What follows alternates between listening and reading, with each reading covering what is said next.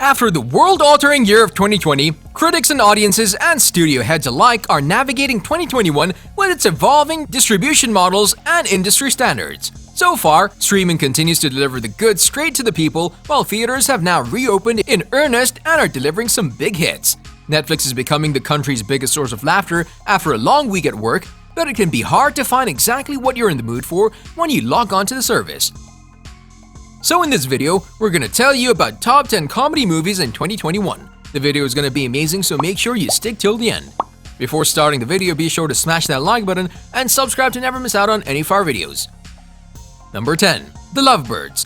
Michael Showalter's The Lovebirds is a simple, high-concept comedy following a couple on the rocks through a crazy night after being framed for murder. But it's also an excellent example of material being able to soar thanks to the talent involved. Following My Name is Doris and The Big Sick, Showalter is putting his particular sensibilities to great use. And Kumail Nanjiani and Issa Rae make for a stellar duo with amazing timing in their sharp banter. And while the comedians and comical situations are the stars of the show, it even has a fun, mysterious, and twist to throw at audiences as well. Number 9. Yes God Yes.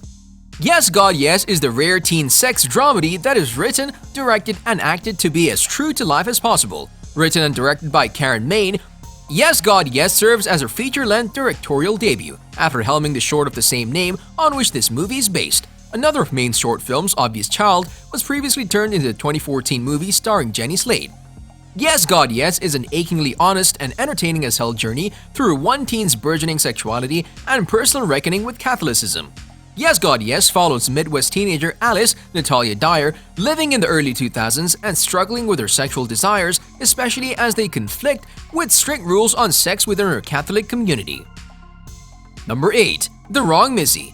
The Wrong Missy is the movie for Netflix from Adam Sandler's Happy Madison production shop and bears all the hallmarks of what that relationship implies. For good and for ill, lighthearted and willfully insubstantial, with a certain lazy ease, the comedy first and foremost looks like it made for a delightful time in Hawaii for all involved. David Spade plays Tim Morris, still pinning over his lost fiancée, Sarah Chalk, when he goes on an arranged blind date with a woman named Melissa Lauren Lapkus, who turns out to be an antic, eccentric, unpredictable handful. Tim soon meets another Melissa, Molly Sims, in passing at the airport and feels a deeper connection. Before a corporate retreat to Hawaii, he means to invite Sims' Melissa, but texts Lapkus' Melissa by mistake.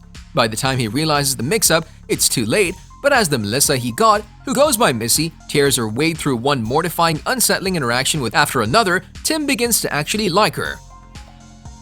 Number 7. Shaft. Shaft occurred in the most appropriate place imaginable, Times Square. It was here, 48 years ago, that John Shaft, Richard Roundtree, took viewers on a walking tour underscored by Isaac Hayes' Oscar-winning title song. A strong, sexy, virile, and smart black man created by the French Connection screenwriter Ernest Tidyman, Shaft became an inspiration for folks like yours truly. As a kid, I wanted to grow up to be John Shaft. He's the star of the 3 original movies, survivor of a 2000 remake by John Singleton, and co-owner of a CBS TV Mystery Wheel schedule with Jimmy Stewart. In fact, Roundtree's Shaft is the longest-running black character in cinema history. Number 6. Bad Trip. Bad Trip is a prank movie that is driven by Eric Andre and his ruthlessness. Playing on the varied and vibrant culture of the Eastern Coast, the film's journey makes stops in multiple states along the way and is colored in by the real-life reactions of unknowing bystanders. It's ultra fun and ultra ridiculous, the perfect movie you would want to watch with your best friend right now.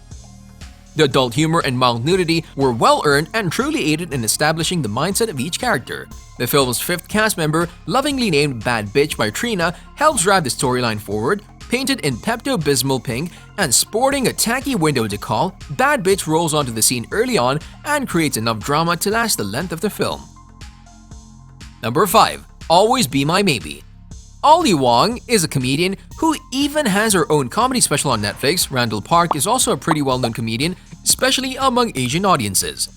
This humorous film follows the lives of Sasha and Marcus, Wong and Park, from when they were 10 up until they are in their 30s. Sasha had a crush on Marcus all her life, but when they were both 18 and making college decisions, they both lost someone important to them and it split them apart before they could get together.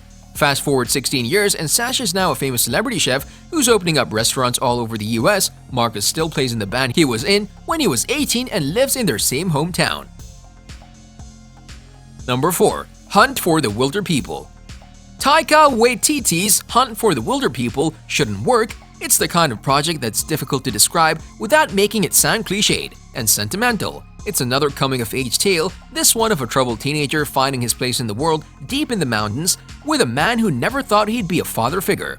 And yet Waititi's film defies its convention through grounded characters, witty dialogue, compassionate filmmaking, and inventive storytelling.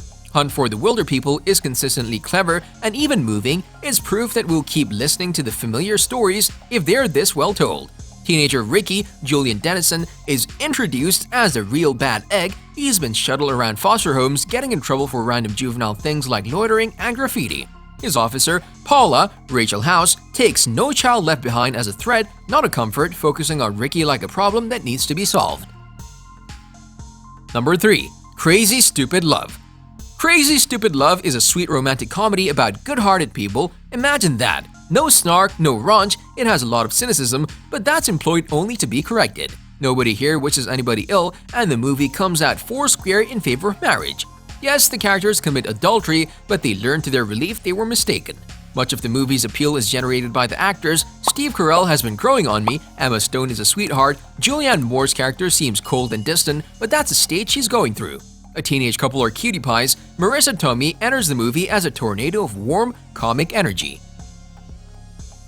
Number 2. Dolemite Is My Name. Dolemite Is My Name starts as we meet Rudy Ray Moore Murphy, who works in a record store and is trying desperately to make a name for himself in the entertainment industry and constantly getting caught up meeting rejection. Rudy is always willing to try something new, which sees her turn to a raunchy comedy routine, which sees him rise to stardom. When Rudy creates the character of Dolemite, he becomes a success, but he wants the whole world to know his act, which sees him turn to writer Jerry Key to create a new story that his comedy can work around to make his own movie to bring his material to the world. Number 1. Stranger Than Fiction. Parents need to know that Stranger Than Fiction is a 2006 dramedy in which Will Ferrell plays a straight-laced IRS agent who starts to realize that his life is being narrated by a novelist suffering from writer's block. When the lead character first meets a woman, played by Maggie Gyllenhaal, whose business he has been assigned to audit, the narrator goes into the beginnings of a sexual fantasy he's having about her that gets interrupted when the woman gets angry because he's staring at her breasts. Two characters are shown passionately kissing on a living room couch, and then the next scene shows them in bed after sex. Occasional strong profanity includes F-U-C-K, the novelist is a chain smoker.